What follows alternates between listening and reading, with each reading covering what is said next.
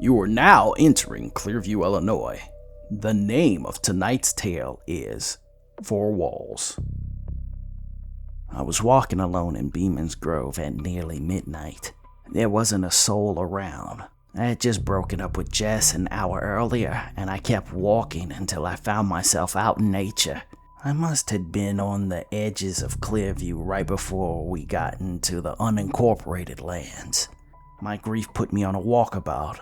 I had just now broken out of the trance and attempted to understand where I was. I didn't know Beeman's Grove, honestly. The only time I ever went here is when we used to do the pumpkin patches for Halloween. I looked to my cell phone, and while there was some service, I'd have to walk about 3-ish miles before I managed to get to a road enough to call for a ride. I could see little in the vast black field. I let the nav needle on my phone guide me back to civilization like a compass on an old pirate ship. I came to a garden that said 4 walls. It existed clearly on the app as well, so I didn't see it as distressing. My compass indicated that I'd need to approximately walk a mile before I hit a main road. I took the shortcut. I moved rather quickly and glanced down at my phone every few seconds. It bolstered the illusion that I wasn't alone. I barely acknowledged how isolated I was until I heard the baying of wolves or coyotes or something that lurked out in the nothingness. I nearly dropped my phone from fright and was now keenly alert. I didn't see the reflective whites of hungry eyes, but it did pull my gaze towards the immaculate gardens. It was a tranquil stream that connected the different habitats. I stopped looking at my phone entirely, though I kept it in my hand. This place was immaculately clean and unnaturally quiet. I passed over a bridge into an enclosure of white oleanders that was bathed in blue moonlight. I was content to just ignore everything else and jam my head back into my phone until the sight in the direct middle of the garden. Standing amidst the perfectly manicured lawn was a singular television set. I stopped dead in my tracks. I took a temporary detour from the set path and made my way to this anomaly. The flowers were situated in a half-moon design, gathered like spectators in a gladiatorial arena. The television showed an image, a perfect image, of the lawn, sort of like a picture in a picture. With each approaching step, I grew more suspicious. Each garden enclosure I passed was dramatically lit, beautiful, perhaps more beautiful in the dead of night than even in the day. This television starkly stood out like a mole on the face of a model. I saw no wires of any kind at 15 feet away, nothing discreetly camouflaged or out of view. The television was held by nothing, literally nothing. Fear overtook me, so I did what came natural and took out my phone, armor and shield against a world that constantly threatened to destroy you. A gentle Rosetta Stone that could take all the mysteries of the world and make them relatable and rooted in reality. I turned on my camera and started filming. Now that I felt as if I was investigating over encountering an unexplained event, it seemed as if I had more control over my situation, even though I was still powerless, clueless, unarmed, and alone. I slowly walked around the television, which I now knew wasn't a television at all, or if it was, I had no name for it. The image was flat. It had no frame, no backside, nothing that would suggest it was mechanical. I thought that maybe this was a projection, but the clarity was immaculate. It must have been an optical illusion because when I walked around it at certain angles, it faded into nothing. It went from an image of the garden to a bar of light so flat it was invisible. Taking another step, it was there again. It was as if it existed in 2 dimensions. I stopped filming for a moment and texted my friend Andy.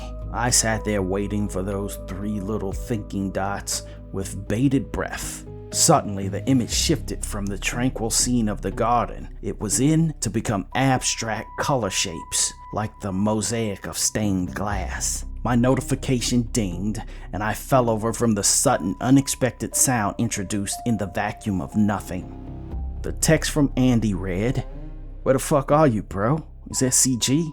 That is some weird ass shit." I tapped away at opaque keys. "Beeman's Grove," I texted back. I looked at the thinking bubbles and then back to the object, as if my connection to another human being served as protection. The abstract blob of colors in the 2D shape moved. I couldn't make out what I was looking at, but the longer I stared, the more it began to mean something. The abstract shape appeared to be speaking, but if it were speaking, I could not hear it. Maybe I was only perceiving it as speaking, but it wasn't doing anything that resembled true movement. I became enraptured with the churning of movement, fascinated almost to the point of obsession. What if this thing wasn't even here at all? I reached out towards the flat mass of color that seemed to live in only 2 dimensions. I wasn't sure exactly what would happen, but in hindsight, I suppose that was the point of doing it at all. I slowly pulled my finger towards the abstract image and into what passed for its boundaries. It gave resistance. I couldn't place what it was made of, but it did give. It created faint sparks that chased my fingers after image. "Hello?" I heard faintly from what I could only imagine was the other side of the image. "Hello?" I said back with uncertainty. The abstract colors became more certain, as if it were a face. "Where are you?" I asked. "I do not know how to explain it in a way you'd understand it," it said. I looked at the image and the abstract colors were taking the shape of a face. "What does it look like where you are?" I said. There was a long pause, as if they needed the time to explain it correctly. "Vivid," was all he said, leaving it at that. "What is this that I'm looking at? You seem as if you know much more than I do." "I'm here to warn your kind," it said. Its voice seemed far away and distorted in echoes. "Warn us of what?" "Your reality. It's only to inflict misery onto you." "That feels a lot like life itself, though." "That fish in water doesn't know that it's wet. Your conception of what reality is skewed, perceived through a funhouse mirror." I seriously had to think on the words and not get distracted by the weirdness of the situation itself. "What are you here to warn us about?" The man in the void avoided the question, as if he explained it, he'd do a better job at getting his point across than if I bumbled through poorly thought out questions.